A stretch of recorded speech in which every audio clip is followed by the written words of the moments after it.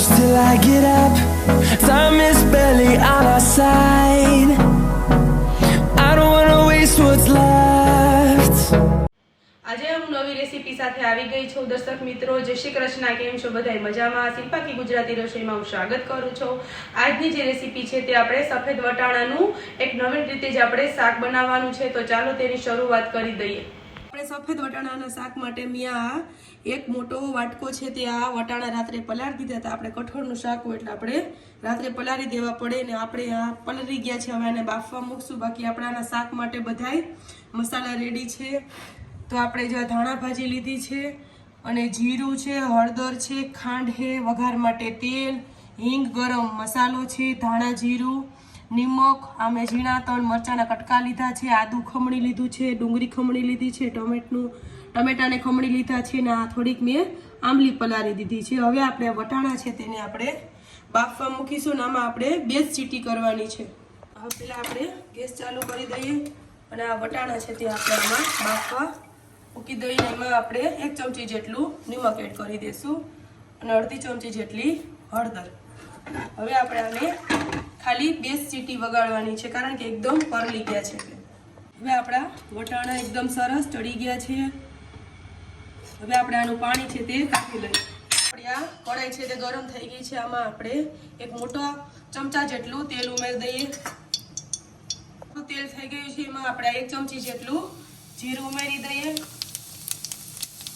3 ટુકડા છે ઝીણા મરચાના તે આપણે આમાં ઉમેરી દઈએ। તીખું વધારે ખાતા હો તો તમે વધારે નાખી શકો, સૂકા મરચા પણ નાખી શકો। અડધી ચમચી જેટલી આપણે હિંગ ઉમેરી દઈએ। હવે આપણે આ બધી ડુંગળીની જે પેસ્ટ છે તે અને આદુ બે તેલમાં એડ કરી દઈએ। 1 ચમચી જેટલું આપણે આ લસણ છે તે પીસેલું તે પણ આપણે આમાં એડ કરી દઈએ। હવે આપણે આના તેલમાં એકદમ સરસ સાંતળી દઈએ। હવે આને આપણે બ્રાઉન કલર થાય ત્યાં સુધી તેલમાં એકદમ સરસ ખાવા દઈએ। આપણી આ લસણ ને આ ડુંગળી બે એકદમ સરસ એમાં ચડી ગયા છે। હવે આપણે આ ટમેટાનો પલ્પ છે તે આપણે આમાં એડ કરી દઈએ। હવે બધા આપણે મસાલા એડ કરી દઈએ। સ્વાદ અનુસાર આપણે આમાં નિમક એડ કરી દઈશું। વટાણામાં તો આપણે નાખ્યું છે કે ગ્રેવીના ભાગનું જ નાખવાનું છે। 1 ચમચી ધાણા જીરું, 1 ચમચી હળદર। હવે આપણે આને પાછું એકદમ હલાવીએ। 1 ચમચી આ મોટી ચટણીમાં ઉમેરી દઈએ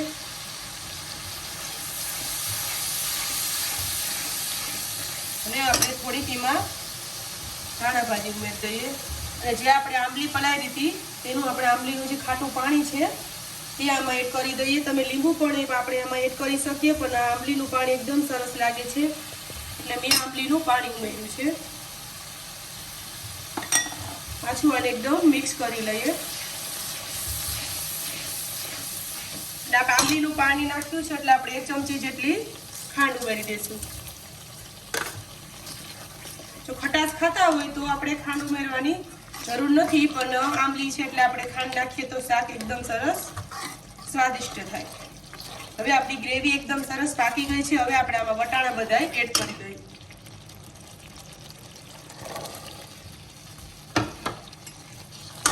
હવે આપણા વટાણા છે તે આપણે આમાં 2 થી 3 મિનિટ સુધી ગ્રેવીમાં જ પકવવાના છે।